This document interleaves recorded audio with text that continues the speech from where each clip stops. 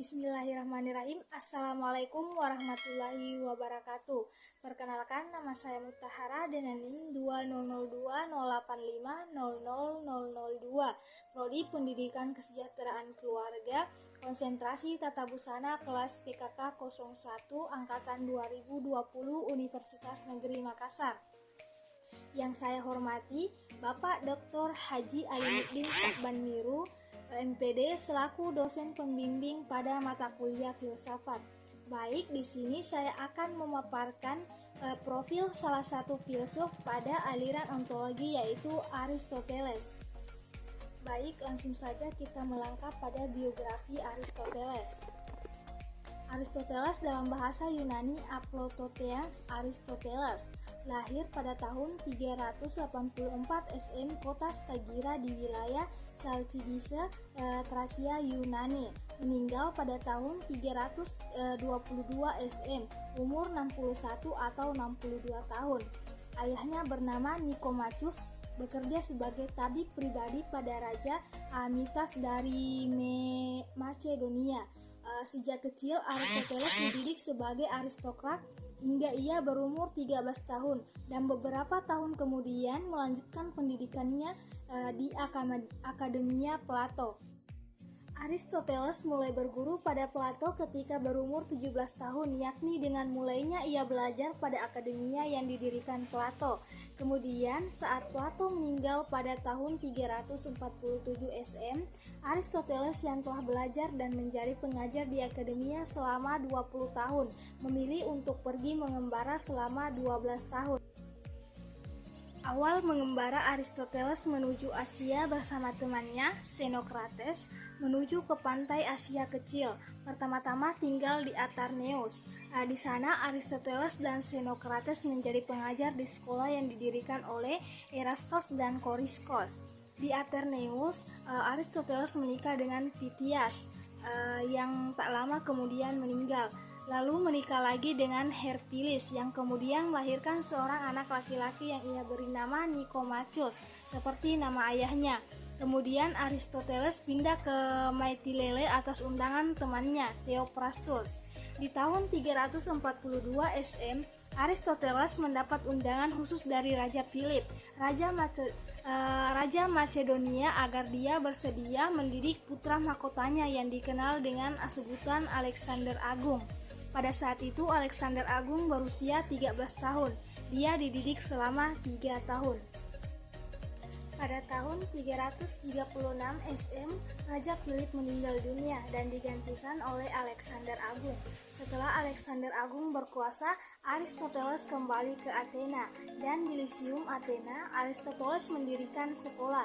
Di sini Aristoteles memberikan pengajaran, berpikir, mengadakan riset dan bereksperimen serta membuat catatan-catatan dengan tekun dan cermat yang dananya mendapatkan bantuan dari Alexander Agung. Dalam melakukan penelitian dan pengamatan, tidak semua dilakukan oleh Aristoteles seorang diri.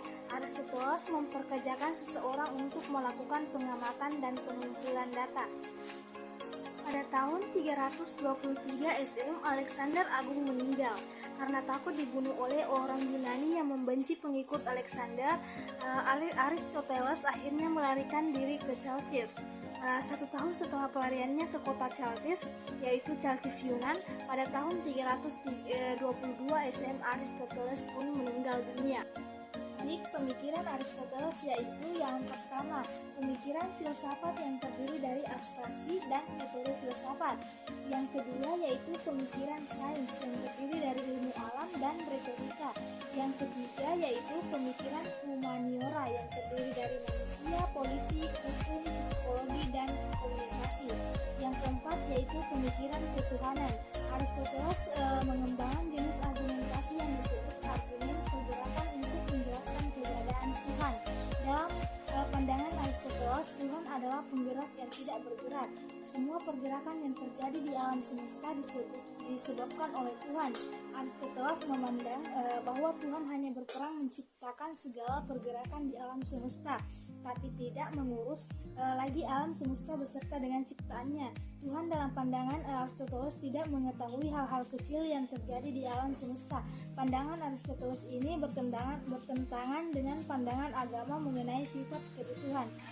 Ini ada beberapa karya tulis dari Aristoteles, yaitu yang pertama yaitu Etika Nikomakea. Dalam bukunya yang berjudul Etika Nikomakea, Aristoteles menjelaskan bahwa manusia memiliki dua jenis kebijaksanaan. Keberadaan keduanya menjadi bagian utama dari kehidupan manusia. Masing-masing adalah kebijaksanaan teoretis dan kebijaksanaan praktis. Kebijaksanaan teoretis digunakan oleh manusia untuk memahami alam semesta. Manusia memperoleh pemahaman mengenai alam semesta dan segala sesuatu yang ada melalui pengamatan dengan kebijaksanaan teoretis. Sementara itu, kebijaksanaan praktis berkaitan dengan moral dan etika. Segala sesuatu yang ada di dunia dinilai berdasarkan kebaikan dan keburukan yang dimiliki serta menjadi dasar keberadaannya. Aristoteles meyakini bahwa manusia yang memiliki dua jenis kebijaksanaan ini akan menjadi manusia yang bijaksana. Yang kedua yaitu tu organon. Aristoteles menganggap logika sebagai ilmu yang digunakan untuk melakukan penyimpulan atas sesuatu secara tepat. Logika dijadikannya sebagai dasar bagi segala jenis pengetahuan. Pemikirannya mengenai logika ia sampaikan dalam kumpulan tulisan yang diberi nama tu organon. Nama ini berarti metode untuk memperoleh pengetahuan ilmiah. Dalam tulis-tulisannya ini, Aristoteles mengutamakan persoalan mengenai silogisme. Tu organon menjadi 6 bab yang masing-masing membahas satu konsep tertentu. Secara berurut, konsep yang dibahas adalah kategori, proporsi, silogisme, pembuktian, seni berdebat, dan sesat pikir. Tu organon merupakan karya yang menjadikan logika sebagai ilmu. Pola pengembangan ilmu yang dihasilkan mulai dari pembentukan gagasan, lalu pengambilan keputusan, dan diakhiri dengan proses pemikiran. Yang ketiga yaitu politika. Politika dalam karya tulis Aristoteles yang membahas tentang negara hukum. Perumusan negara dalam pemikiran Aristoteles tidak berkaitan dengan manusia sebagai pemerintah. Suatu negara diperintah oleh hukum yang mengatur standar keadilan dan kesusilaan. Hukum berperan dalam membentuk pribadi manusia yang bersifat baik dengan norma susila dan rasa keadilan yang tinggi. Negara hukum dalam membentuk melalui warga negara yang mendasari kehidupannya dengan keadilan sebagai pemerintahannya. Hukum berperan untuk menentukan kewenangan atas hak yang diterima oleh warga negara. Selanjutnya yaitu penyebaran pemikiran. Pemikiran Aristoteles khususnya mengenai logika tersebar di dunia Islam melalui penerjemahan atas karya tulisannya dalam bahasa Arab. Proses penerjemahan ini dilakukan oleh para pendukung pemikiran mengenai logika. Buku-buku yang ditulis oleh Aristoteles pertama kali diterjemahkan pada masa Khalifah Al-Mansur oleh Ibnu Al-Muqaffa. Buku-buku yang diterjemahkannya yaitu Categoriae, Interpretation, dan Analytica Priora.